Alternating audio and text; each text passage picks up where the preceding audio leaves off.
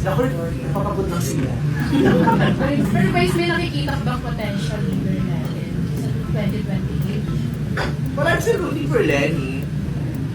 Sabi na siya na hindi siya tatakbo. Well, let's see, marami naman nagsabing di ba, kung sila lang, hindi na sila tatakbo. Pero dahil sa clamor at sa gusto nila makapagsilbi. Kasi, ang desisyon ng magtakbo, pagiging pangulo, hindi naman yung desisyon para sa sila. Diba? Kaya maraming taong naiiba yung desisyon nila kasi nare-realize nila na this is not just about me. Diba? This is not just about me. Ikaw pwede ba magbago din yung decision? Ay, hindi. Final na. Prefer no na. Ito mga known politician din ang nagsasabi. Kung maapektuhan kung ako din, kayo din, tayo din yung lahat. Sana kumayos. Ipag-mention mo ng mga politician. Pilipinas at ang buong mundo. Ipag-mention mo ng mga politician sa show.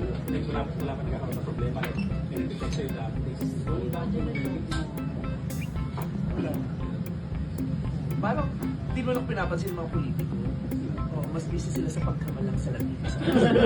Pero Vice, kasama ka na naman sa mga survey. Oo nga. Kasama ka na naman sa mga survey. Naku, napapagod lang sila. Pero guys, may nakikita ka bang potential leader natin sa 2028? Well, I'm still rooting for Lenny. Nagsabi na siya na hindi siya tatakbo. Well, let's see, marami naman nagsabing di ba, kung sila lang, hindi na sila tatakbo. Pero dahil sa clamor at sa kagustuhan nilang makapagsilbi. Kasi, ang desisyon ng pagtakbo, pagiging pangulo, hindi naman yung desisyon para sa sila. Diba? Kaya maraming taong naiiba yung desisyon nila kasi nare-realize nila na this is not just about me. Diba? This is not just about me. Ikaw pwede bang magbago din yung decision? Ay, hindi. Final na. Oo nga. Prefer no na. Ito mga known politician din ang nagsasabi. Na pwede ka. Karapatan na pwede ka. Marami na nag-offer noon pa, pero hindi.